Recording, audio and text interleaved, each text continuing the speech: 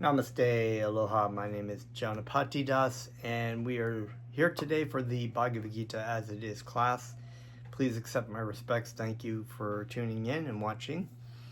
I'd like to also offer my respectful obeisances unto my spiritual master, Jagat Guru, Siddhaswarapananda Paramahamsa, Srila Prabhupada, and to His Divine Grace A.C. Bhaktivedanta Swami Prabhupada, praying for their mercy, even though I am very unworthy of such mercy. I know that they love me unconditionally, and I pray to them that I may be able to accurately and succinctly offer this meaning of Bhagavad Gita to you today. So please join along. We're going to chant a little bit and before we start our class. Ooh.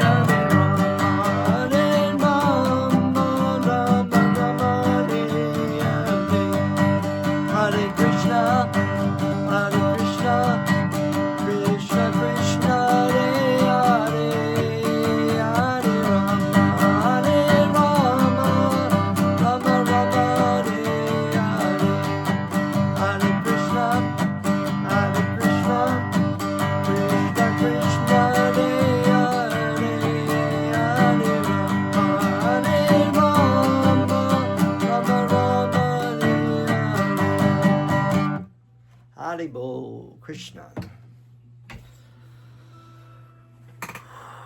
Om Namo Bhagavate Vasudevaya. I was born in the darkness, ignorance. My spiritual master opened my eyes with the torch of knowledge. I offer my humble obeisances unto him.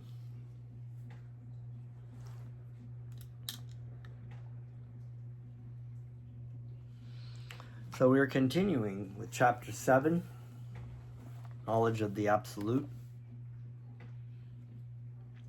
And we had read up through the first 3, which Krishna was saying he was going to basically explain more about the absolute truth. Everything in the phenomenal world and the noumenal world, spiritual world.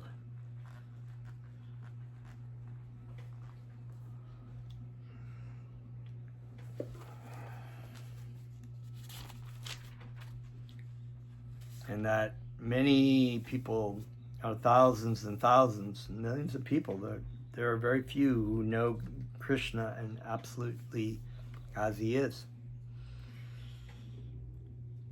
Text 4. Bhumirapo nalo vayu kammano buddhirevacha ahankara iti amme bina praktir ashtada bhumi, earth, apaha, water, anala, fire, vayu, air, kam, ether, manaha, mind, buddhi, intelligence, eva, certainly, cha, and ahankara, false ego, iti, thus, yam, all these, me, my, bina, separated, prakriti, energies, ashtada, total 8. So, some very famous verses here that we're going to be reading through. Earth, water, fire, air, ether, mind, intelligence, and false ego. All together these comprise my separated material energies. So Krishna here is explaining what is stated before in chapter 2 about being not the body nor the mind, but this is a little bit more about the phenomenal breakup of the gross physical and subtle energies. And as you read through them, they become more and more subtle. So we start with earth, right? The earth is very grounding. It's very dense. And then we get more and more subtle as we go through water and to fire and then air and then ether, which is the space in between things. Then we get into the subtle energies, which people don't really generally think of as a product of either, product of the brain, at least the first 2. Nobody really talks about false ego in science. Some people talk about ego, but ego is the jivatma, or aham brahmasmi. I am spiritual in essence. I am an ego. I am the ego. So when we talk about ego in psychology, whether it's Freud or whatever, and people sometimes throw this term around like you got to have no ego or less ego, as in what they're really talking about is ahankara, which is the false ego, which is a material energy, which is a concept that we are the body and we are the mind. That is ahankara. But the jivatma is a real ego. It's a real ego. In other words, the identification of the individual jivatma is a real thing. So it's not false. But to consider yourself as this earth, water, fire, air, ether, mind, and intelligence, and false ego is a false ego. So yeah, we go from very gross, in the gross part, very more subtle, all the way to ether, and then when we get to mind, intelligence, and ahankar, false ego, those are subtle energies. The mind is a subtle energy. It's not a product of the brain, but it's also not who we are, not also the mind. It is a subtle energy that covers. So here Krishna is basically saying these are my 8 material energies. Purport. The science of God analyzes the constitutional position of God and his diverse energies. Material nature is called prakriti, or the energy of the Lord in his different Purusha incarnations, expansions, as described in the Svatavata Tantra. Vishnu tu trini rupani, Purushakyani ato viduhu. Ekantu mahataha shrashtrir divitiyam tavanda samshtitam. Triyam sarvabhutastam tani ganadva vimuchate. For material creation, Lord Krishna's plenary expansion assumes 3 Vishnus. The first one, Mahavishnu, creates the total material energy, known as Mahatattva. The second, Garbhodakshaya Vishnu, enters into all the universes to create different diversities in each of them. The third, Kshirodakshaya Vishnu, is diffused as the all-pervading supersoul in all the universes and is known as Paramatma, who is present even within the atoms. Anyone who knows these 3 Vishnus can be liberated from material entanglement. So this very clearly explains the cosmic manifestation, basically, in very great detail. And it also verifies that the Lord is constantly present within all of his energies, but also separate as well. So through his expansions, he's present everywhere, but he's also localized in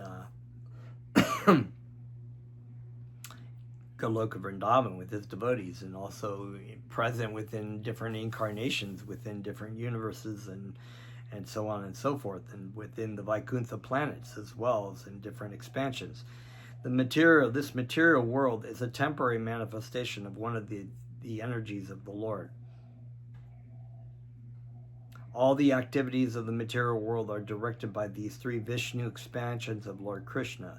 The Purushas, which is also known as the controllers, right, are called incarnations. Generally, one who does not know the science of God, Krishna, assumes that this material world is for the enjoyment of the living entities, and that the living entities are the causes, Purushas, controllers and enjoyers of the material energy. According to the Bhagavad Gita, this atheistic conclusion is false. In the verse under discussion, it is stated that Krishna is the original cause of the material manifestation. When he says, these are my separated material energies, or mine, they belong to me. Srimad Bhagavatam also confirms this. The ingredients of this material manifestation are separated energies of the Lord. Even the Brahma Jyoti, which is the ultimate goal of the impersonalist, is a spiritual energy manifested in the spiritual sky.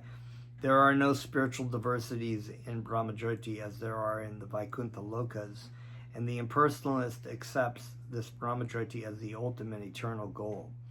The Paramatma manifestation is also a temporary, all-pervasive aspect of the Kshirodakshaya Vishnu.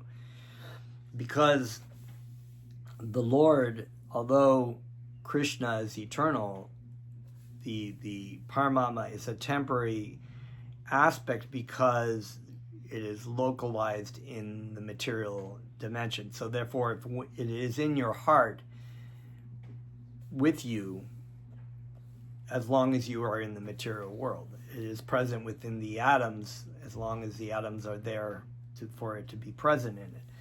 And so this is an expansion. The Paramatma feature is sort of the Lord in the heart, or the guiding force for us in this material world to help us try to enjoy according to our desires.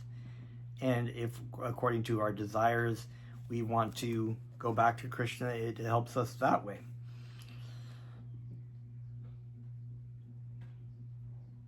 The Paramatma manifestation is not eternal in the spiritual world. Therefore, the factual absolute truth is the Supreme Personality of Godhead, Krishna. So in our Jivatma form, it is a Satchidananda Vigraha, right? It's a spiritual form of bliss and eternality, right?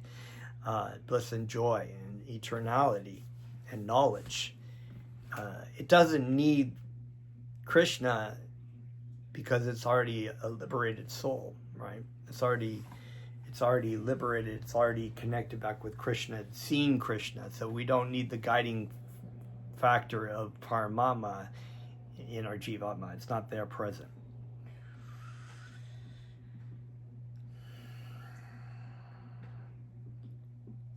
He is in the complete energetic person.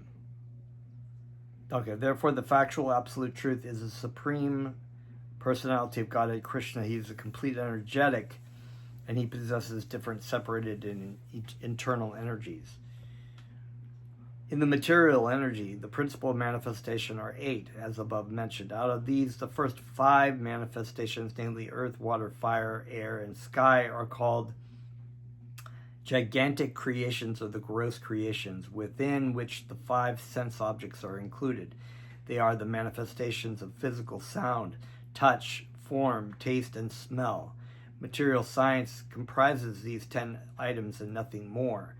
But the other 3 items, namely mind, intelligence, and false ego, are neglected by the materialists. So the material scientists and philosophers deal with these 10 sense objects and the 10 items, right? That the 5 manifestations of physical sound, touch, form, taste, and smell, and the manifestations of the gross material energy, earth, water, fire, air, and ether or sky. Here they're stating that mind, intelligence, false ego are neglected by materialist philosophers who deal with mental activities are also not perfect in knowledge because they do not know the ultimate source, Krishna.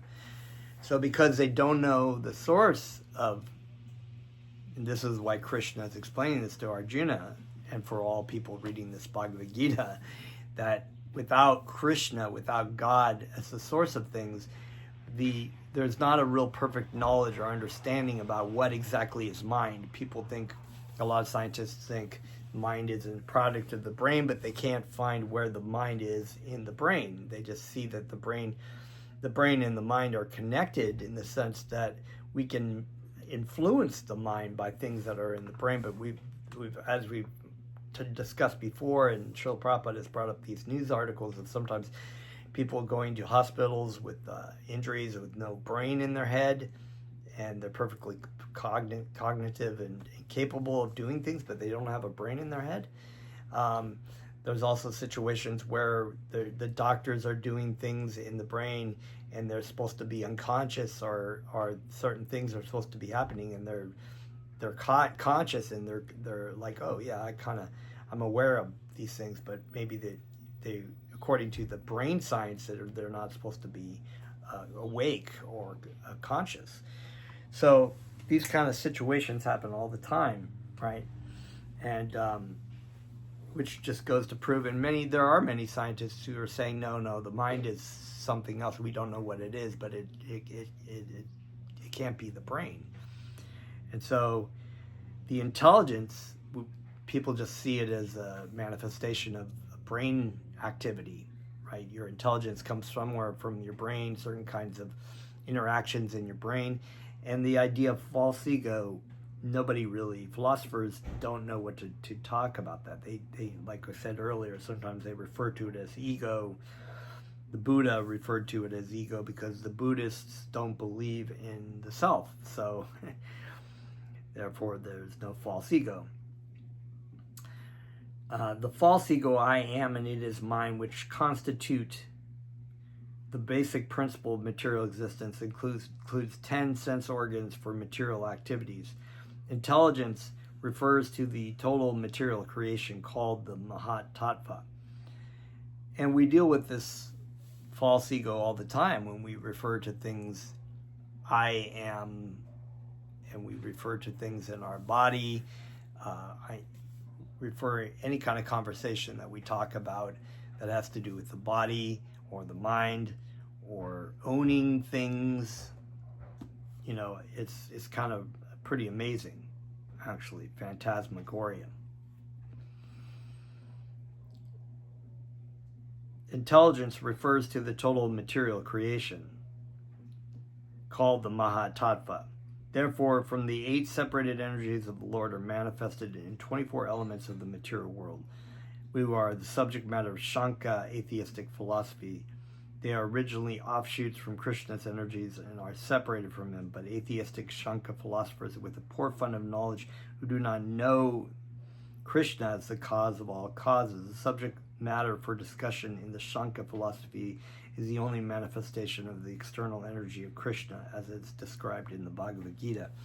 So the true Shankar yoga was Kapila Dev, who was an incarnation of Krishna, and this story is brought up in the Srimad Bhagavatam, but also in the teachings of Lord Kapila, which Bhaktivedanta Swami Prabhupada created a smaller booklet that summarizes, like the teachings of Lord Chaitanya, summarizes the teachings of Lord Kapila to Devahudi, his mother.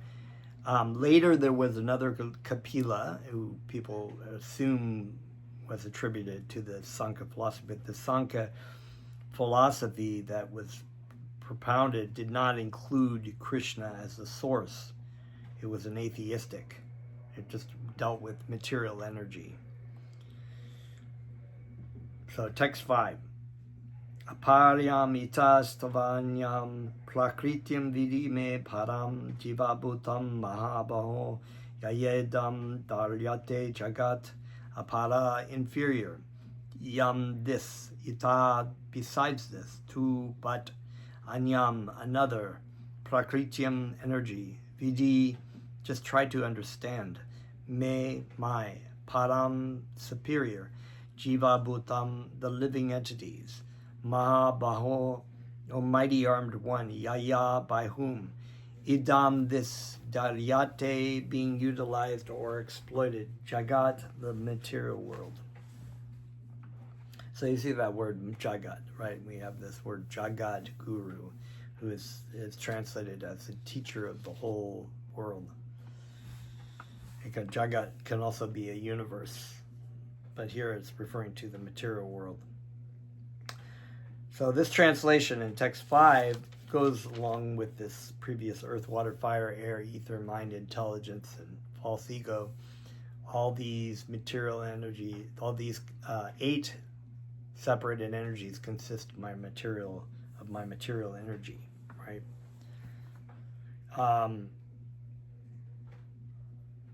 This is translated as besides this inferior energy, besides this inferior nature, O almighty armed Arjuna, there is a superior energy of mind, which are all living entities who are struggling with material nature and are sustaining the universe. So there's no way to translate this and say that Krishna is an impersonalist, or that the everything is God, Krishna, everything is Krishna or impersonal, because here is clearly stated the differences between those 10, or in the case of the Bhagavad Gita, the 8 material separated inferior, gross and subtle material energy is inferior nature. The inferior energies of Krishna, they are not superior compared to the spiritual aspect, spiritual energy, which is said there is a superior energy of mind. That's the spiritual energy, which are the living entities, the jivatmas, who are struggling with this inferior nature to try to enjoy and try to struggle with it and get happiness out of it.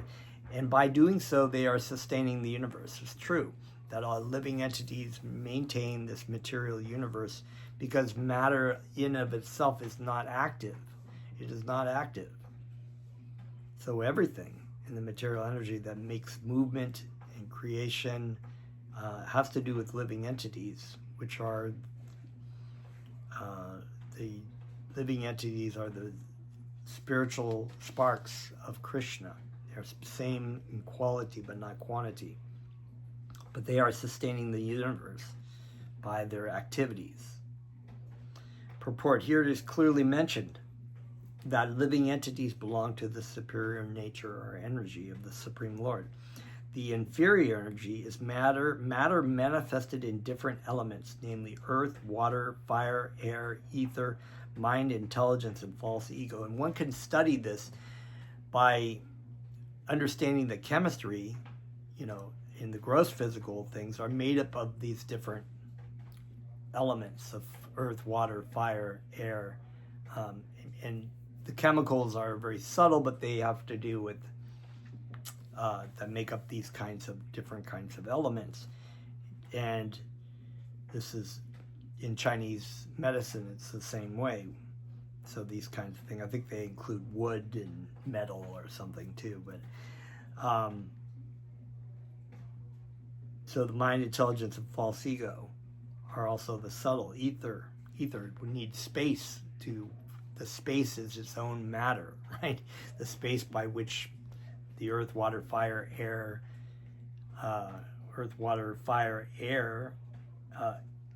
sit, right? Both forms of material nature, namely gross, earth, etc., and subtle, mind, etc., are products of the inferior energy. The living entities who are exploiting these inferior energies for different purposes are the superior energy of the Supreme Lord, and it is due to this energy that the entire material world functions. So another proof that we are not our mind and we are not our body, neither gross nor subtle. We are not none of those things. They are just energies that are covering us, and we are trying to manipulate through our desires ways to use them. The cosmic manifestation has no power to act unless it is moved by the superior energy of the living entity. Energies are always controlled by the energetic, and therefore the living entities are always controlled by the Lord. They have no independent existence. They are never equally powerful as unintelligent men think. So yeah, either we're under the control of Krishna's spiritual energy by dovetailing our will and our life with Krishna's, or we're going to be controlled by Krishna's inferior energy through the agencies of Maya Devi, trying to find our happiness thinking we're this, and just dying and being reborn over and over again. They are never equally... Okay, so the distinction between the living entities and the Lord is described in Srimad Bhagavatam as follows, 10th canto, 87th verse, 87th chapter, 30th verse, right? Aparimita druvas tanu brito yati savagatas tarhim na shashatyati niyamo dhruva netarata ajani cha yanmayam tad avinmuchya niyantir bhavet samam anujanatam yadamam matam matadushtaya. O Supreme Eternal, if the embodied living entities were eternal and all-pervading like you, then they would not be under your control. But if the living entities are accepted as minute energies of your Lordship, then they are at once subject to your superior control. Therefore, real liberation entails surrender by the living entities to your control, and that surrender will make them happy. In that constitutional position, only can they be controllers. So that's a very significant point. We're never really truly independent. We're not God, even though we make believing. I guess you could say that we think that we're God, and just trying to play this role. It's like doing this play, even though there's a reality behind the whole thing, that we're just in the play playing a part. Therefore, men with limited knowledge who advocate the monistic theory that God and the living entities are equal in all respects are actually misleading themselves and others. They're foolish to think, because everything points to the fact that we are not, and also the scriptures support that. The Supreme Lord Krishna is the only controller, and all living entities are controlled by him. These living entities are his superior energy because the quality of their existence is one and the same with the Supreme, but they are never equal to the Lord in quantity of power. While exploiting the gross and subtle inferior energy matter, the superior energy, the living entity, forgets his real spiritual mind and intelligence, which just goes to show how powerful material nature is. We cannot overcome it with our own capabilities. But when the living entity becomes free from the influence of the illusory material energy, he attains the stage called mukti, or liberation. The false ego, under the influence of material illusion, thinks, I am matter and material acquisitions are mine. This is so true. It's just about everybody, you know. His actual position is realized when he is liberated from all material ideas, including the conception of his becoming one in all respects with God.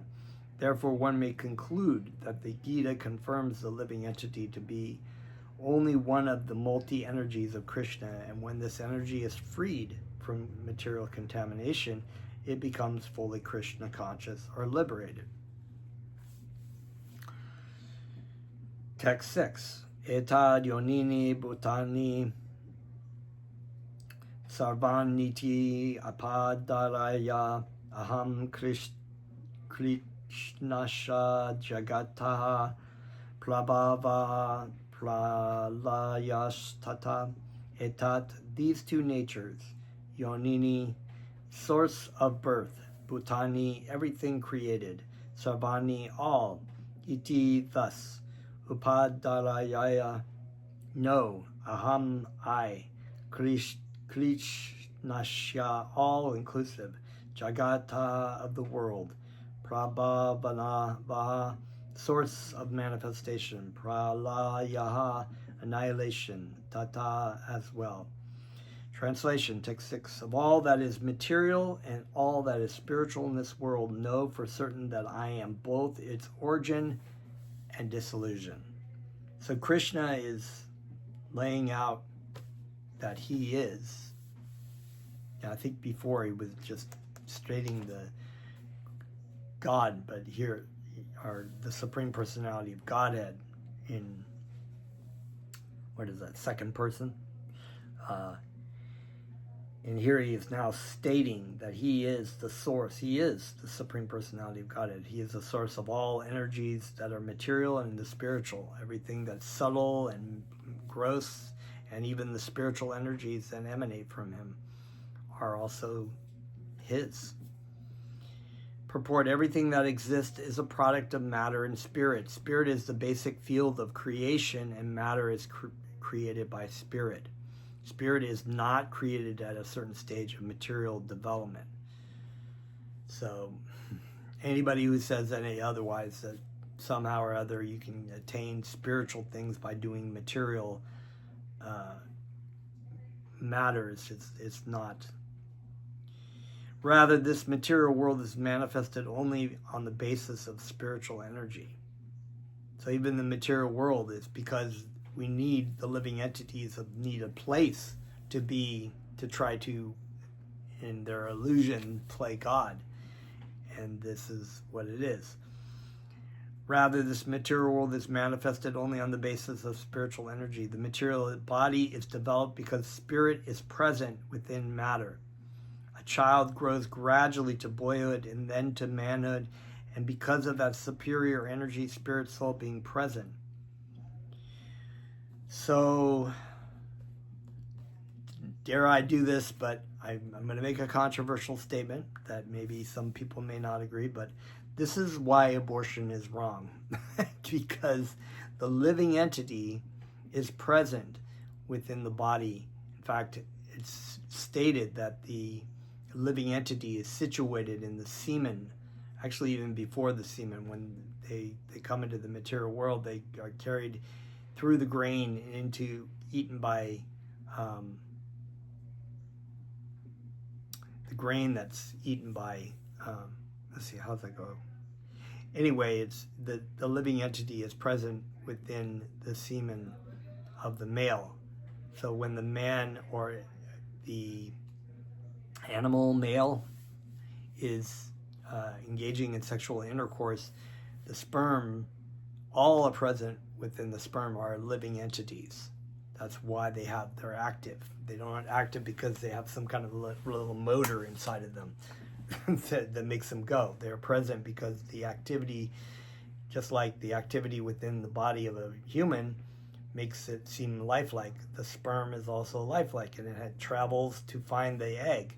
The egg is not active, but it is set up in a way, materially, that it needs the DNA and all the information of the sperm goes to the egg, goes in the egg, and the living entity is transferred into the egg, by which the material body is then growing around the living entity. So to state that life begins at conception is kind of true, but it's also life begins before that, actually before it's even in the egg. So that conception is a transferring point of the living entity. This is all laid out in the Vedic scriptures, I believe also in the Srimad Bhagavatam, how this works. So abortion is wrong. Politically, from a material point of view, you can argue all kinds of things, that it's the woman's body, but actually the woman is not a woman either. It is just a living entity who happens to be in the body of a woman, just as the male is the living entity who happens to be in the body of a male. So the living entity, we go deeper in these, when my spiritual master had written so many booklets about social issues and stuff like that, and everything comes back to the point that aham brahmasmi, I am spiritual in essence, and that everything around that idea, that philosophical concept of not being the body and not being the mind, and being spiritual in essence, puts a deeper clarity in why certain issues are certain, we have certain beliefs in certain issues. And by being not the body and the mind, but identifying with the body and the mind, causes so many problems. And this concept of abortion is even wrong. So it's not just murder of the body, it's also inhibiting the living entity's evolution towards going back to Krishna, which we are not supposed to actually facilitate in that way, or to try to cut off the life because the mother or something, they can't take care of the child or whatever, or wants to go to college, or whatever it might be. So really abortion is wrong because it inhibits the living entity's evolution, and so there will be karmic repercussions for people who either the woman who murders her child, the doctor who also facilitates that, anybody who's helping out will reap in the karma of inhibiting that living entity, because they have to start again in another body, and they will most likely karmically have to be aborted in another life themselves. So that's my controversial statement of the day. Sometimes people don't. Anyway, enough about that. So the material body is developed because spirit is present within matter. A child grows gradually to boyhood, then to manhood, because of that superior energy, spirit, soul being present. So even though the body of the woman is giving it food, the life and the growth is happening because of the presence of the living entity. Otherwise, there would be nothing going on. All the facilities in the machinery of the body are capable because the living entity is giving it life, and are able to operate because the living entity is present within that body. So, and because it grows, and this is what's stated in the Bhagavad Gita earlier, chapter 2, verse 13, when it says, as the embodied living entity, as the embodied soul continually passes through boyhood to youth to old age, the soul similarly passes into another body at the time of death. The living entity is passing through this body. The body is changing because it has by nature a beginning, a middle, and an end. So just like we watch a tree has an evolution to it. It has a beginning. It has the sprouts. It grows its branches get strong. Everything, every living entity on this planet, and any other planet for that matter, has this, but the living entity is traveling through this evolution of the body changing, right? The child grows gradually devoid then to manhood because of that superior energy, spirit soul being present. And then, as it says, it moves on to another body at the time of death. Similarly, this entire cosmic manifestation of the gigantic universe is developed because of the presence of the super soul, Vishnu. So there we come to it, right? The presence of these three manifestations of Vishnu make it so that the universe is alive because they're carrying the living entities with them.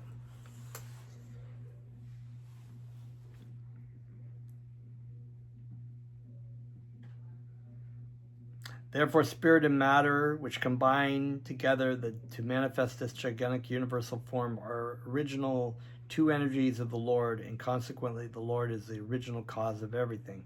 A fragmental part and parcel of the Lord, namely the living entity, may by manipulation of material energy construct a skyscraper, factory, or city, but he cannot create matter out of nothing.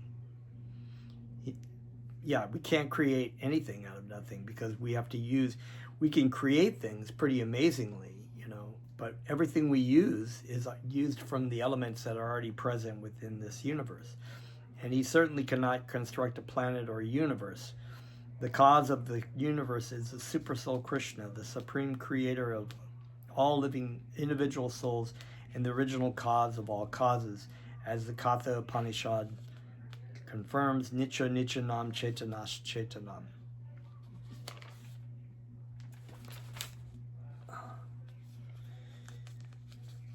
Okay, I think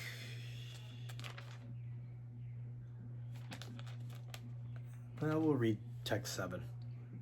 Mata paratalam nanyat kinchit asti dhananjaya mai sarvam idam puratam sutre mani gana iva.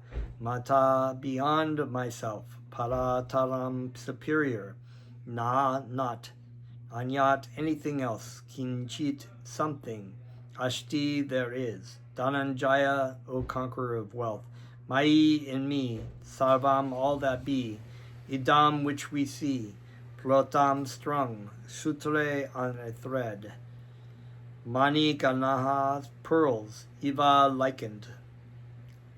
It's interesting, that's like, I wonder if that is the same word as sutra,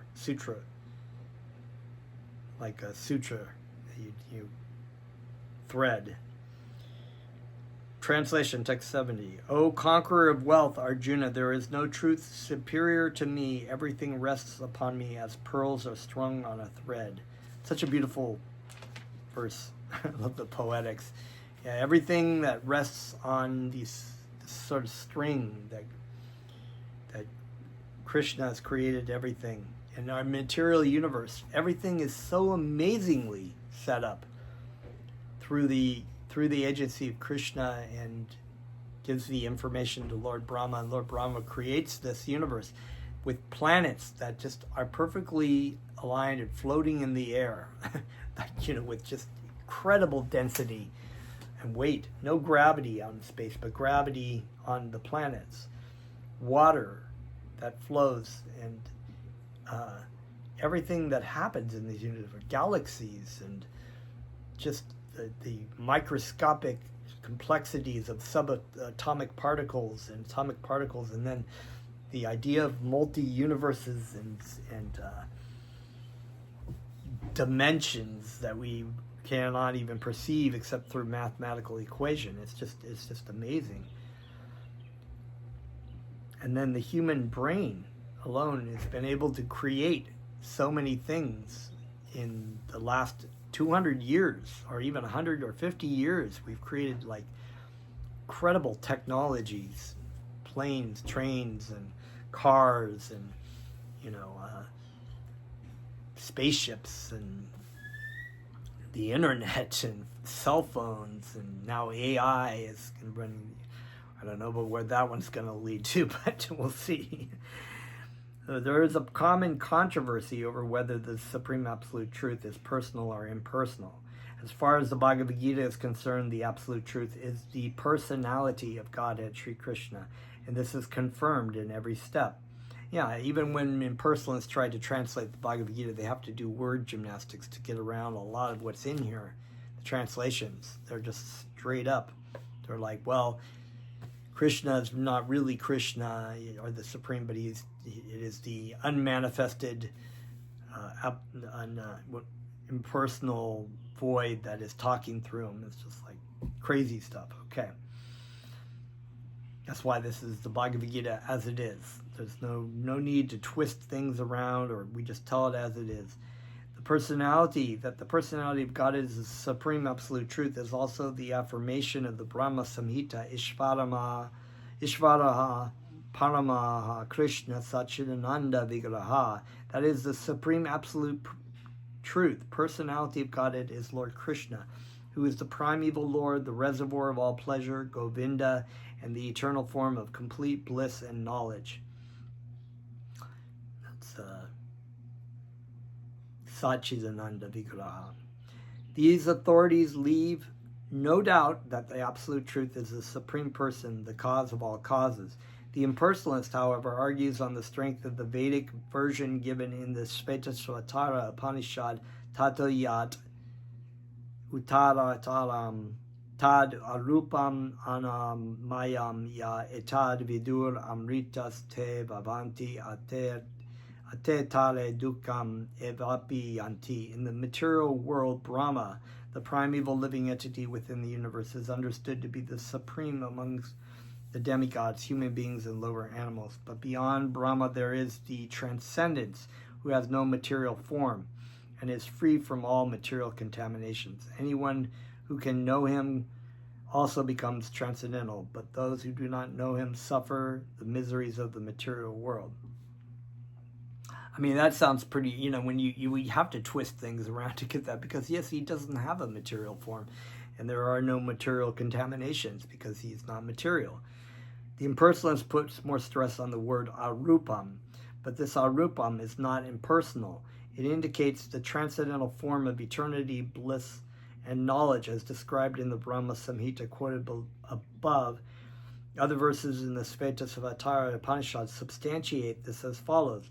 Vedaham etam purusham mahantam aditya dvaranam tamashaha parashtat tam eva vidva amritam iya bhavanti nanyaha panta vidate anyanayaha yasmad param naparam ashti kinchit Yashman Naniyo Najaya Jago Sti Kinchit. I know that Supreme Personality of Godhead who is transcendental to all material conceptions of darkness. Only he who knows him can transcend the bonds of birth and death. There is no way for liberation other than this knowledge of that Supreme Person. There is no truth superior to that Supreme Person because he is the supermost. He is smaller than the smallest, and he is greater than the greatest. So this kind of goes along with the idea of what we're talking about in the Sri Ishopanishad. He walks, but he does not walk. He's near, but he is far. He's the smallest. He's the greatest. He is situated as a silent tree, and he illuminates the transcendental sky. And as a tree spreads its roots, he spreads his extensive energies. From these verses, one concludes that the Absolute Truth is the Supreme Personality of Godhead, who is all-pervading by his multi-energies, both material and spiritual.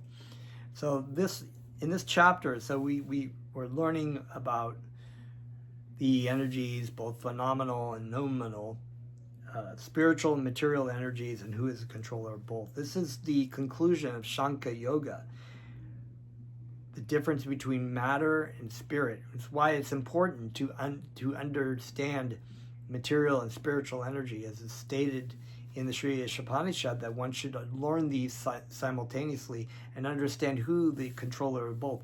when we get to the Bhagavad Gita here, in this knowledge of the absolute, Krishna is delineating this idea of there is an inferior energy of matter, and there's a spiritual energy in the spiritual world, that both are energies of the Supreme Personality of Godhead. And this is Bhagavan realization. With Bhagavan realization, you have to understand that Krishna, the absolute truth, is the Supreme Personality of Godhead.